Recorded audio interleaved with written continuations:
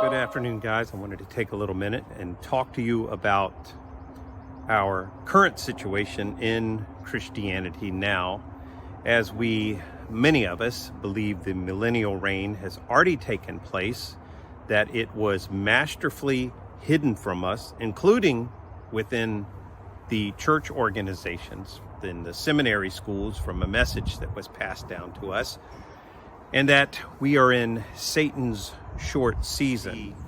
Nothing about the biblical scriptures as far as the New Testament has ended in the sense of how we are to behave, the instructions given to Christians, no matter what season. Because before the millennial reign, Satan was controlling the earth in the times when the disciples and the apostles had to go out and deal with the nations.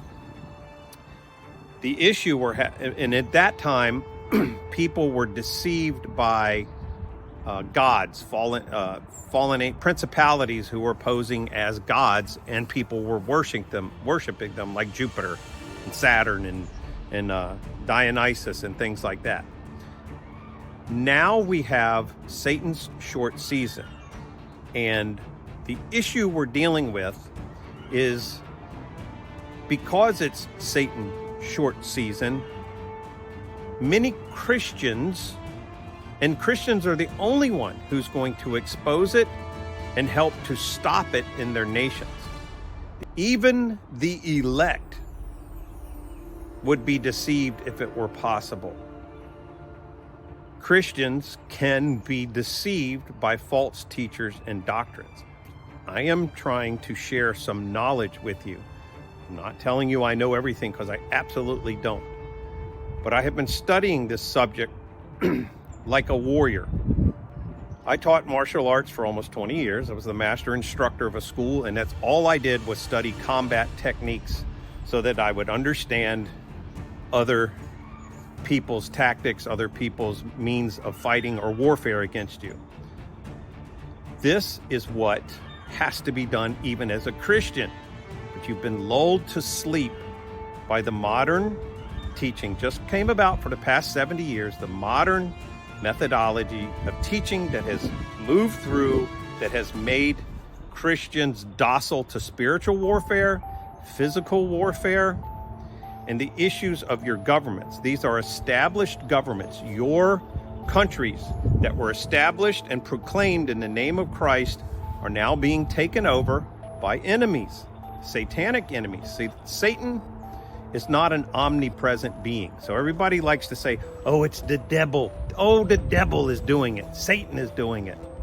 Satan is not omnipresent. Who is doing things are flesh and blood, men and women who work for the dark side, the people who are infiltrating Christian nations and then leading the entire nations astray under what Satan's tactics are called: deception, witchcraft, trickery. All of these things are being used, and it's even filtering down through the modern churches. You say, oh, that's impossible. How are you ending up with churches with lesbians and gay pastors marrying gay people? How is that happening if opposing everything, they're changing the Bible, changing the words so it doesn't? How is this happening if deception can't enter into the churches? We know deception entered in because the Schofield Bible came along and it started teaching this whole coming rapture and the millennial reign in the future. It was Satan's deception. Every Christian country, you have a foreign religion from a foreign people who have entered into that Christian land. They have established themselves into all of the decision-making processes, the media that gives you the news. They have established all the footholds in the entertainment systems, so that now you have been inundated 24 hours a day, because the Bible says, as a man thinketh, so is he. So that you are surrounded nearly 24 hours a day by propaganda and information to sway your mind away from taking action and hearing the true information and doing what Christians should do to stop Satan from taking over their nation. Christ movement.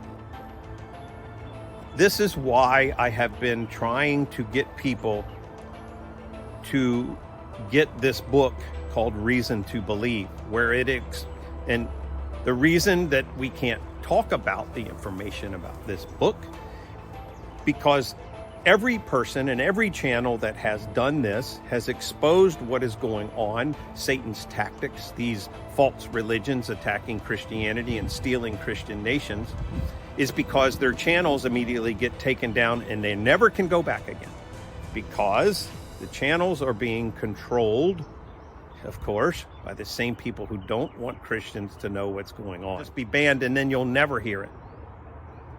If you are of the 3% of Christians who will engage in telling people about what's going on, engaging in protecting the future of your children, because as you look at your country and what's entering in to the highest levels in the government, places like the Pentagon, every bit of your nation has now been infiltrated with against Christ people, and they are so against Christ, they believe in taking away your constitutional rights, every human right that's necessary to get their will, to take away guns, to protect yourself from evil tyrants, to take away your liberties, to force LGBT lifestyles on your children, to steal your children from you, to enter into what's left of the churches and teach a complete opposite message to messages and know that it's true. You can get a copy of this book that will unveil what's happening and how to stop it and how to understand all that's being done to us since we were children. An old man once told me that in Greek, nostalgia literally means the pain of an old wound. The twinge in your heart, far more powerful than memories alone. This book isn't a spaceship. It's a time machine. It travels backwards and forwards, reminding us of a place and time we'd like to feel and go again. It's a mirror and a looking glass into who and what stole our memories and our children's future. Our feeling of peace, like a child feels in his mother's arms. It awakens you to who's been stealing your dreams from a time when we all felt peace and love. We know who you are, and you'll never fool us again.